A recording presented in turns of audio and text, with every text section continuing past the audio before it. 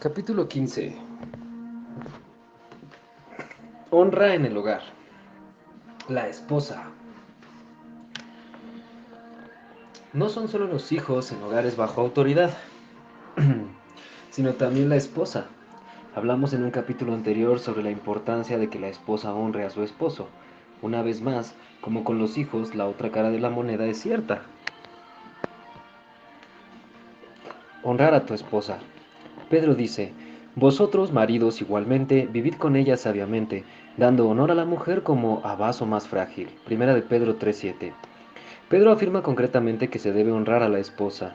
Algunos hombres interpretan este versículo como que la esposa está por debajo de su esposo en las cosas espirituales. No, vaso más frágil no significa que tu esposa esté por debajo de ti.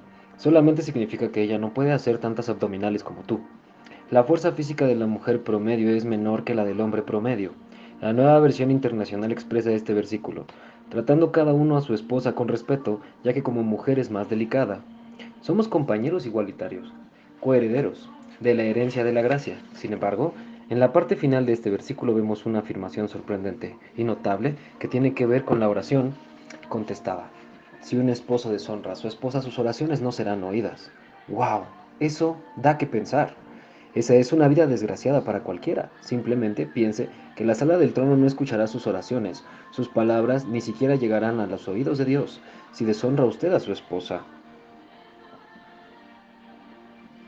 Eso es suficiente para captar toda mi atención. Requiere una considerable meditación por nuestra parte como esposo. La buena noticia es que lo contrario es también verdad. Si honra usted a su esposa, tendrá confianza en la oración delante de Dios. Permita que tome un momento y hable directamente a los esposos. ¿Tratan a su esposa como valiosa? ¿Escuchan sus palabras o la evitan pensando, oh, ella es solo una hembra emocional? Yo he aprendido mi lección por el camino difícil. Yo menospreciaba el consejo de mi esposa cuando nos casamos. Sin embargo, con el paso del tiempo, observé repetidamente que ella decía cosas que finalmente demostraban ser la sabiduría de Dios. Yo me veía a mí mismo como el más espiritual. Oh, qué equivocado estaba. Después de que Lisa fuera precisa en varias ocasiones con respecto a varios temas, yo llevé este asunto delante de Dios. Dije, Dios, a veces oro 2 horas diarias, ella ora quizá 10 o 20 minutos y muchas veces esas oraciones las hace en la ducha.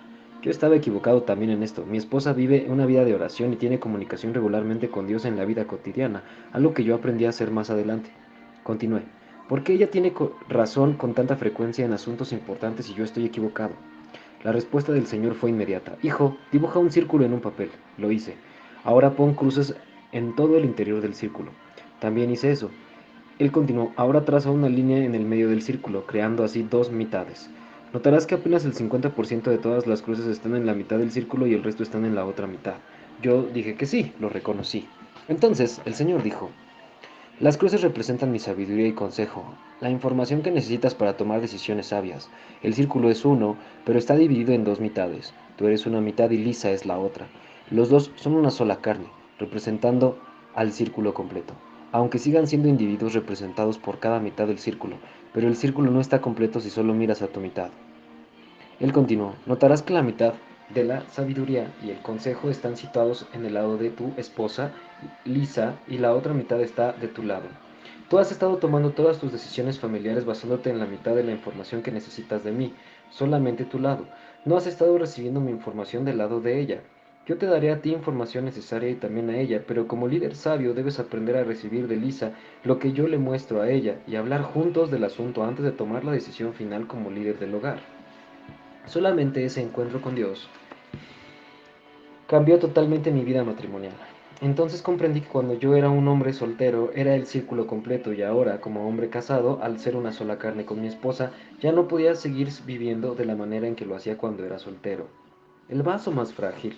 Veamos de nuevo las palabras de Pedro. Vosotros maridos igualmente, vivid con ella sabiamente, dando honor a una mujer como a vaso más frágil y como a coherederas de la gracia de la vida, para que vuestras oraciones no tengan estorbo. Debemos vivir con nuestra esposa con entendimiento. Esa palabra de Dios para mí en oración que acabo de compartir me dio el entendimiento necesario para vivir exitosamente con mi esposa. Hay mucho más entendimiento que se obtiene de la palabra de Dios sobre cómo vivir exitosamente en el matrimonio con su esposa.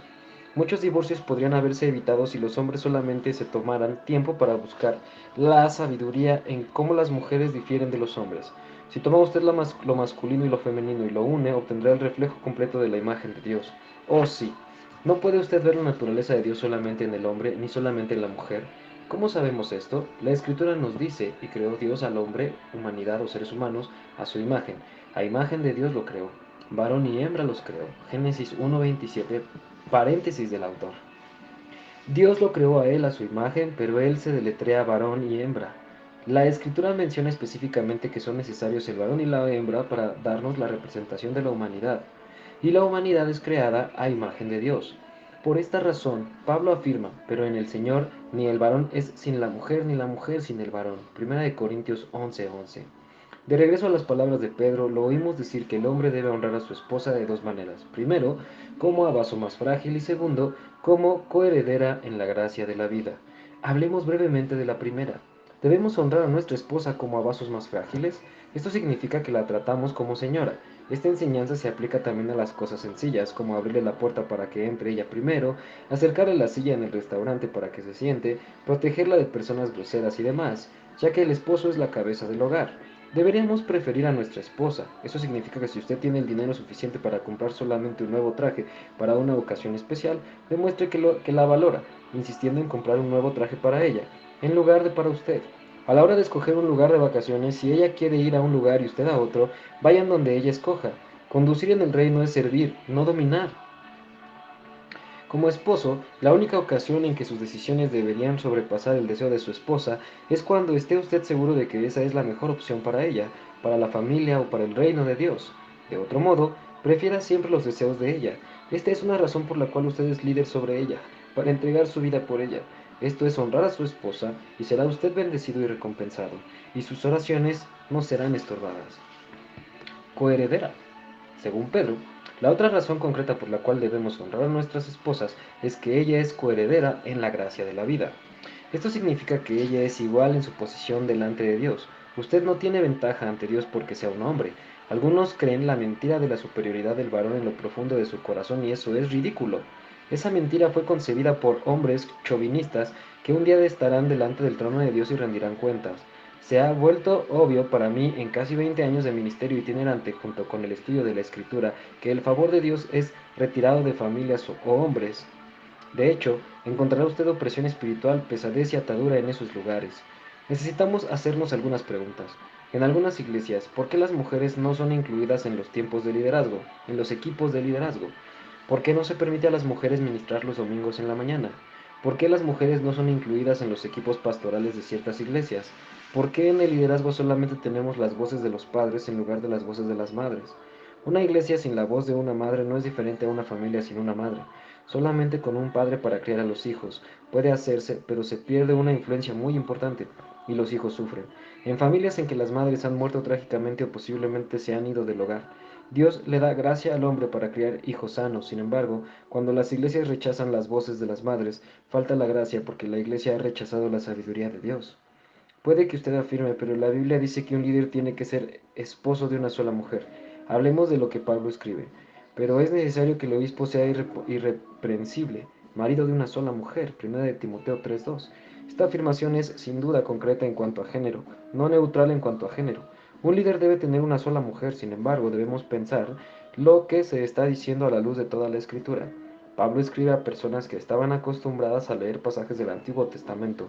En el Antiguo Testamento encontrará usted muchos casos de hombres que tenían más de una esposa: Abraham, el rey David, Salomón, Jacob, Elcana, el esposo de Ana y Penina, por nombrar solo a unos pocos. Sin embargo, no encontrará una sola ocasión en el Antiguo Testamento en que una mujer tuviera más de un esposo.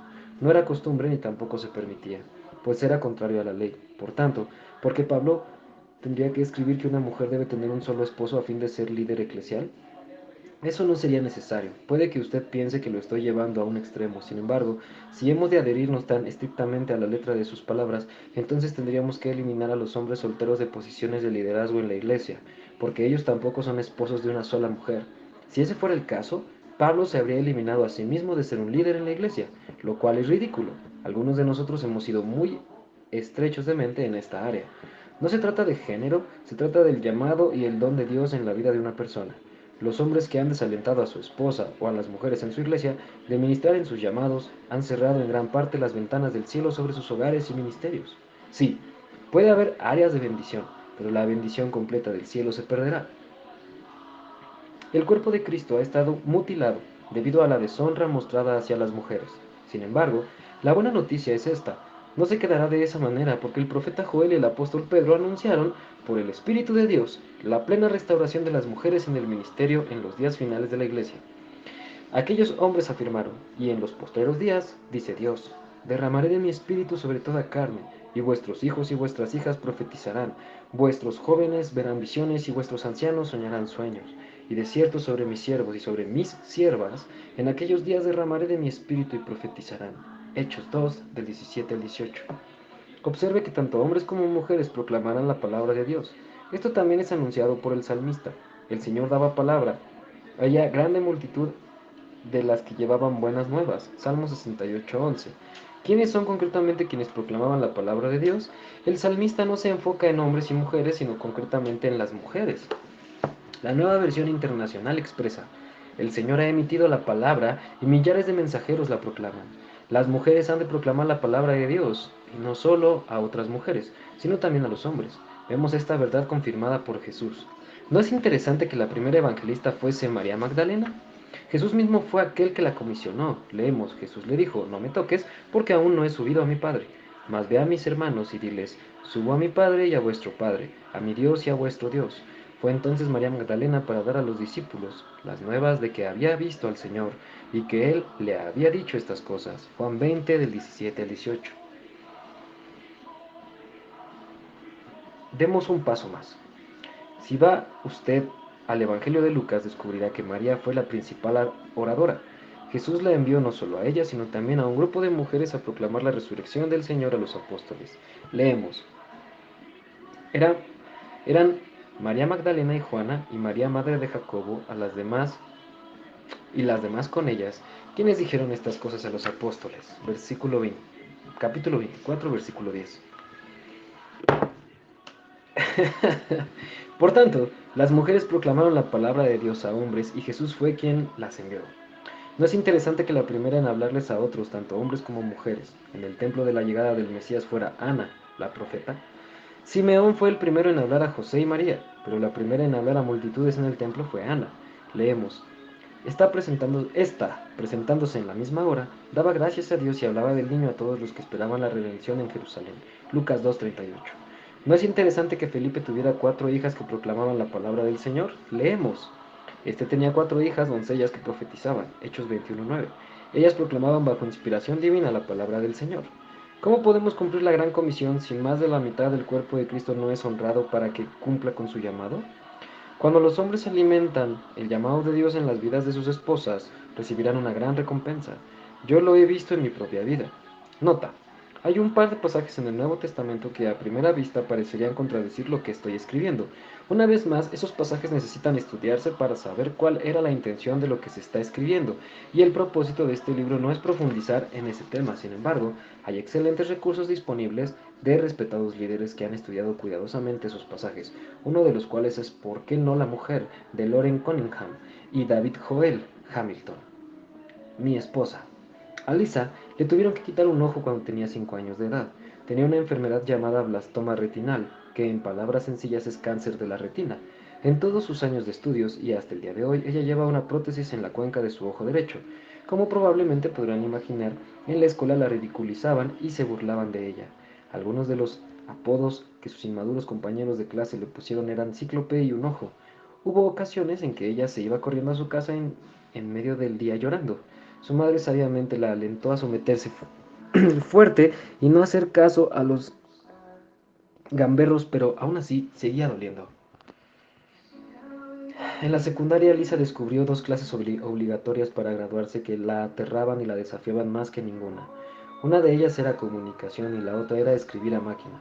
Después de intentarlo en ambas sin éxito, se reunió con su consejera y le pidió ser exenta de esas clases obligatorias. ¿Cómo podía ella estar delante de personas y comunicar de manera eficaz? Escribir a máquina era casi imposible porque ella perdió todo el sentido de conciencia espacial. La consejera estuvo de acuerdo y excusó a Lisa de esas dos clases. En su lugar, se añadieron otras materias para sustituirlas. Como dije en un capítulo anterior, Lisa conoció a Jesucristo al finales de los años de la universidad. Poco tiempo después, nos casamos y nos mudamos a Dallas, Texas, y asistíamos a una iglesia grande. En aquella época, ella era más reservada y nada extrovertida. Las mujeres de la iglesia percibieron su modo de ser como altanera y presumida, pero la realidad era totalmente distinta a las señales que ella enviaba. Seguía teniendo muchos de los temores que habían desarrollado por tener un solo ojo y el ridículo que siguió a lo largo de sus años de estudio. Al principio de nuestro matrimonio necesitábamos tener dos fuentes de ingresos y Lisa firmó con una empresa de venta directa de maquillaje y productos corporales. Yo asistí a algunas de sus clases y descubrí que mi esposa tenía talento en esa área y un buen conocimiento práctico de los productos, pero Lisa se sentía intimidada. Tenía temor de hablarle a alguien de los productos, así que yo tuve que iniciar los contactos y las presentaciones por ella. Un año después, mientras caminábamos por unos grandes almacenes en Dallas, yo comenté: Lisa, necesitamos solicitar un puesto en cosmética. Tú eres mejor que todas esas señoras que venden y aplican maquillaje. Ella argumentó que yo estaba equivocado, pero iba a trabajar en el centro comercial aquella semana en otra tienda. Cada vez que atravesaba las puertas mis palabras resonaban en sus oídos. Por tanto, en secreto fue y echó una solicitud y para sorpresa suya terminó consiguiendo el empleo. Fue contratada como representante de la firma Elizabeth Arden. La muchacha que anteriormente vendía esa línea de productos batallaba. Lisa llegó y en unas cuantas semanas vendió casi hasta agotar la mercancía en reserva. Un día se dio la vuelta al oír el sonido de un maletín apoyarse con fuerza en su mostrador.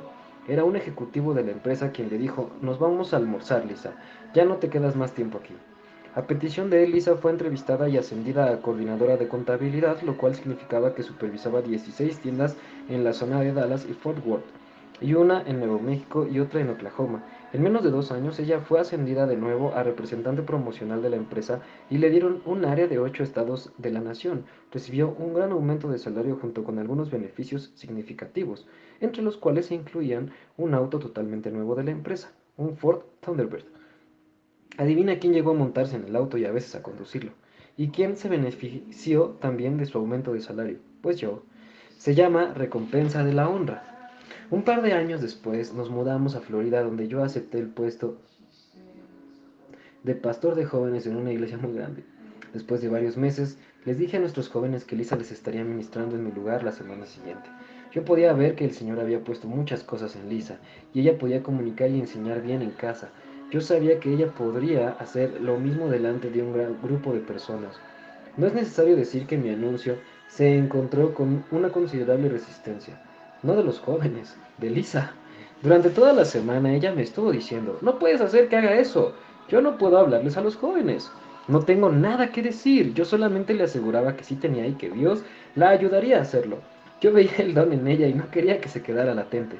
Ella habló una semana después y realizó un trabajo increíble.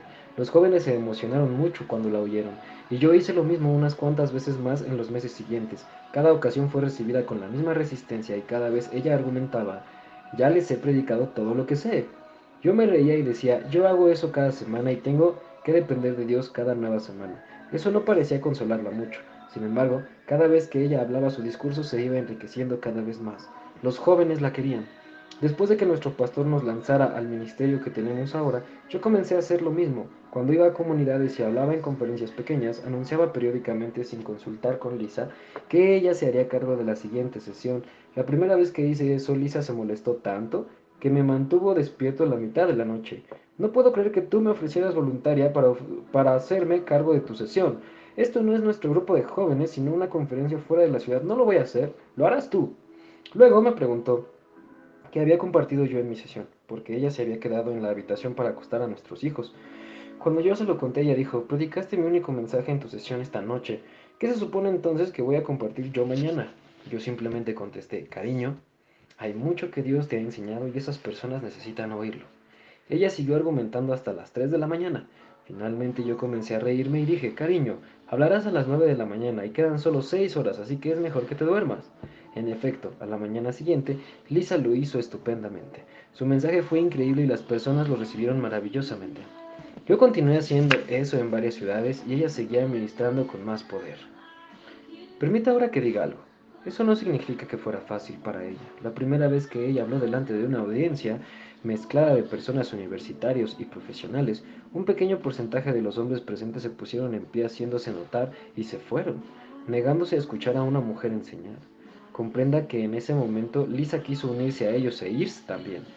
Ella nunca ha buscado ponerse a sí misma delante de otros, lo hizo en obediencia a Dios. Lo mismo al escribir. Yo hice lo mismo con la escritura. Yo había escrito 3 libros y Lisa me ayudó en el proceso de edición.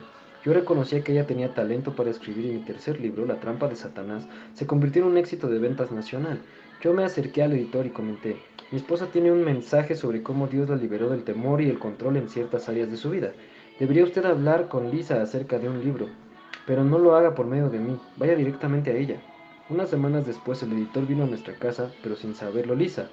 Fue para visitarme a mí, sino a ella. No fue para visitarme a mí, sino a ella. Ella me miró como si dijera, ¿qué está pasando aquí? Él concertó una reunión a fin de que su personal pudiera escucharla compartir lo que estaba en su corazón. Después de un rato, él afirmó, su esposo cree que tiene usted un mensaje muy importante que necesita ponerse por escrito. Ahora, después de haberle escuchado yo mismo, estoy de acuerdo. Hasta el día de hoy, Lisa ha escrito 6 libros, 5 de los cuales han sido éxitos de ventas. Mediante la influencia de sus libros, ella ha tocado la vida de personas en todo el mundo. Ahora, cada año, ella está delante de cientos de miles de personas en todo el mundo y es copresentadora de nuestro programa de televisión, que llega a más de 200 países. Piénselo, una mujer que dejó las clases de comunicación y escritura a máquina, que hace ella ahora regularmente, habla a cientos de personas en escenarios mediante la televisión y otros medios y escribe libros. ¿Y cómo lo hace? Ella afrontó su temor mediante el poder de la gracia de Dios, debido al impulso de su esposo, quien reconoció y honró el don de Dios en la vida de su esposa. Muchas vidas han sido bendecidas.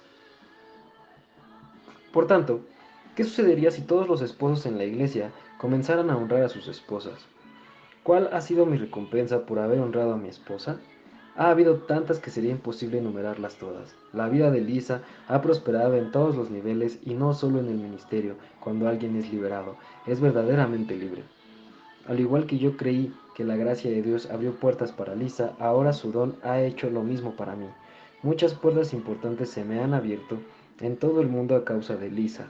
He sido invitado a cierto número de lugares donde los líderes me dijeron su esposa tocó la vida de nuestras mujeres tan profundamente que teníamos que invitarlo a usted también.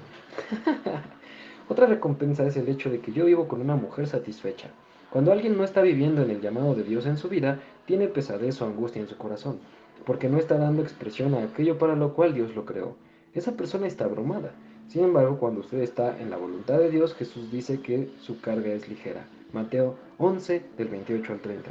Hay gozo en trabajar para Él. Aunque los ataques sean más pesados y más frecuentes, es más fácil en el plan de Dios. Mi esposa ha sido mucho más feliz y entusiasta como hija de Dios, esposa, madre y ministro del Evangelio. Si uno de esos elementos faltase, las demás áreas sufrirían. Ella ha tenido cuidado de mantener en su lugar correcto sus prioridades. Nuestra familia está antes de la obra del ministerio.